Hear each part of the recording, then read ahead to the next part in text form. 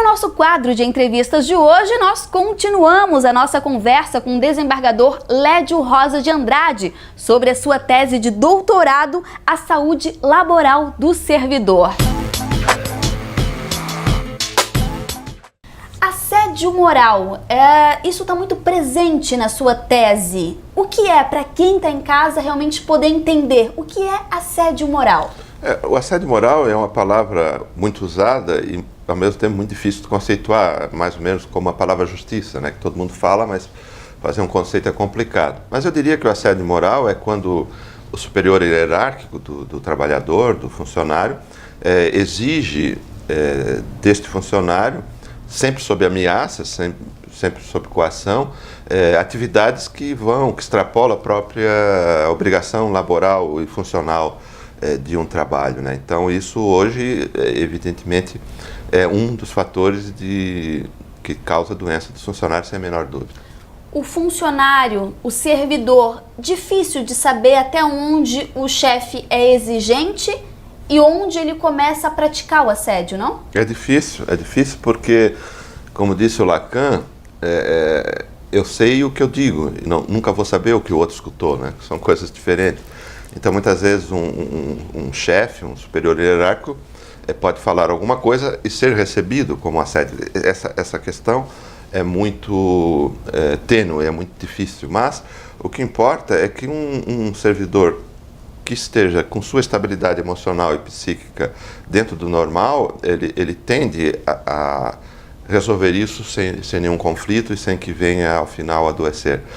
Agora, a grande verdade é que em alguns lugares existe um ambiente quase de terrorismo, digamos assim, né? Que alguns chefes, alguns juízes, por exemplo, tratam os funcionários como pessoas inferiores, sempre sob ameaça, e com excessiva arrogância e com ameaças permanentes de punição. E um ambiente desse nível é um ambiente psicologicamente insalubre e totalmente propício à enfermidade coletiva daquele grupo, né? Assusta a gente pensar que hoje, nos dias de hoje, ainda exista isso? Bom, a verdade é que ser humano é ser humano, né? E por mais que a cultura evolua, por mais que as instituições evoluam, quer dizer, todo aquele nosso lado, digamos assim, animal, está aí, né? E sempre há uma tendência de subjugar o outro, né? O ser humano, não é à toa que a nossa história é uma história de guerra. A história da humanidade é uma história de sequências de matanças, de guerra.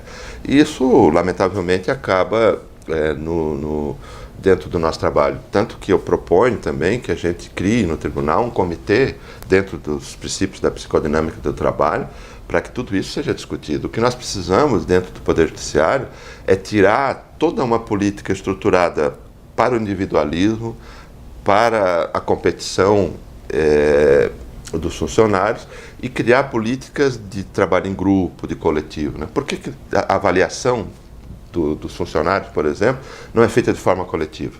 Por que tem que ser um chefe que vai lá dizer? E muitas vezes nós sabemos que tem vários problemas nisso, porque o chefe pode ter uma antipatia pessoal e baixa a avaliação do funcionário. Eu já ouvi falar, inclusive, que tem chefes, quando o funcionário é ruim, ele aumenta a avaliação para que outro queira e leve e tire a pessoa dali, enquanto que os bons funcionários têm avaliação ruim para que exatamente permanecer. Então, isso é uma perversidade e que afeta diretamente a vida da pessoa, né? Por que não fazer uma avaliação coletiva? Será que o grupo não saberia avaliar cada um individualmente muito melhor? E isso tem consequências de promoção, inclusive consequências no próprio salário do servidor.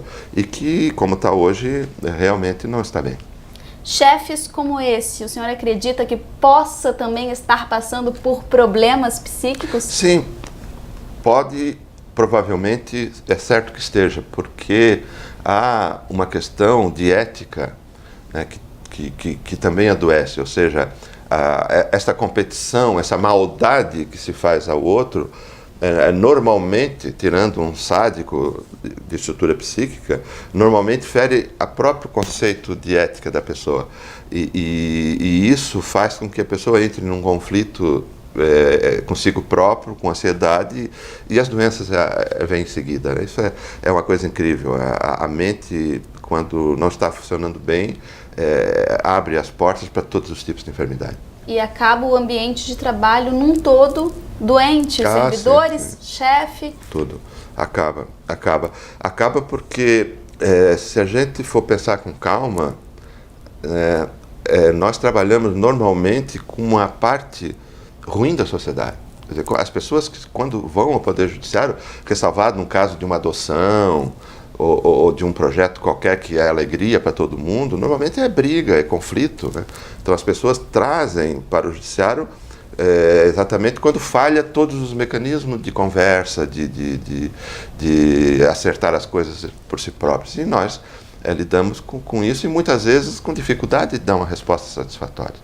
Então, a gente, como eu sempre digo, nós trabalhamos na Casa da Justiça com a injustiça.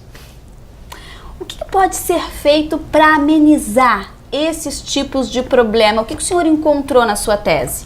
Bom, eu acho que uma coisa fundamental é reorganizar toda a política de recursos humanos do Poder Judiciário. A segunda coisa absolutamente fundamental é mudar o mais rápido possível esse sistema de avaliação, que isso é desastroso, e já foram feitas pesquisas na França e em vários outros países, e realmente isso é desastroso. E nós temos, por incrível que pareça, um servidor que nas pesquisas que eu fiz não reclama do salário. Quer dizer, não é a questão salarial o maior problema que o servidor aponta como insatisfação no trabalho. Ele aponta, por exemplo, a falta de reconhecimento. Quer dizer, o tribunal, de certa forma, não tem uma política de reconhecimento para as pessoas que estão no interior, que estão longe da capital.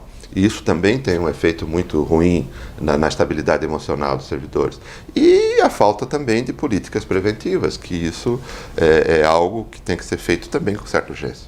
Estamos muito atrasados falando em Brasil? Eu acho que sim. Eu acho que hoje já existem teorias, já existe vários tipos de experiência que deram certo em vários países e que pode transformar essa realidade. Não se justifica que nós tenhamos 25% dos nossos funcionários adoecendo.